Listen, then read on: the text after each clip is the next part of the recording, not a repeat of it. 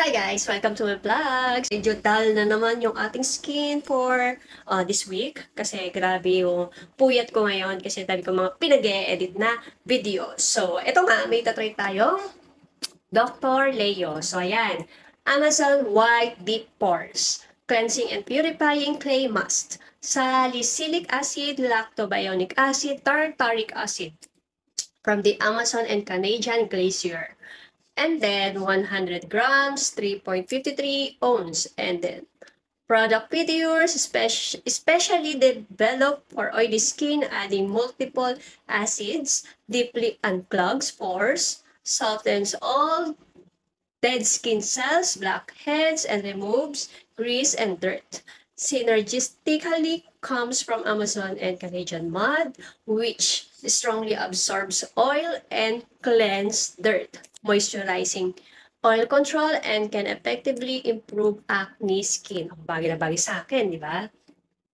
How to use. After cleansing, take an appropriate amount of this product with a spoon and apply it evenly on the whole face. Wait for 15 minutes and then wash off with water. Precautions. It is recommended to test the product behind the ear before use. If discomfort is felt, do not use.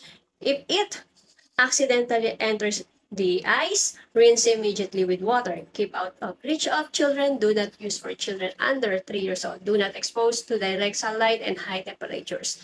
Keep in a cool, dry place from light. Ang init sa Pilipinas ngayon, 43 degrees Celsius. So, ilagay natin siya sa rep.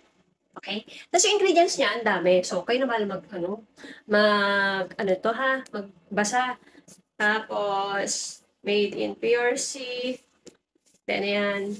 May ano siya, expiration date. And then guys, siyempre hindi ko na siya kung approve pa siya kasi sa Watson ko mismo siya binili.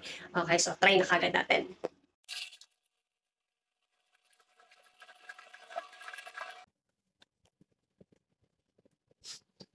Yung amoy niya, clay na clay.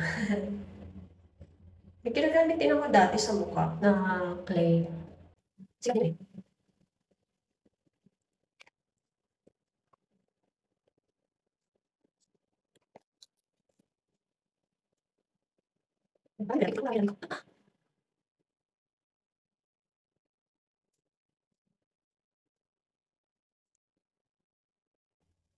Ayan, tapos sabi, 15 minutes.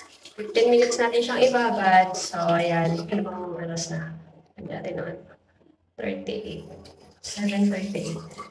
Oh, plus 15. Magkano yun? Basta 15 minutes. So, naka 15 minutes na tayo. Banlawan na natin.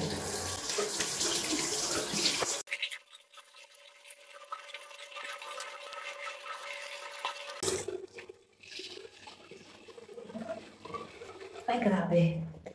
Ayun guys. Grabe. Ang blooming kagad. Oh, ang blooming kagad. Oh, ay, grabe. Ang ganda. Ay, ang ganda niya. Pati ko lang tinry. Diba yung dull skin ko, ang bright kagad siya. Hindi na siya dull skin. Dull na. D-U-L-L to D-O-L-L na. O, diba? Ambisyosa. But anyway, so ayan na nga po siya. Liwanag. Diba? Bongga. So, ayun po.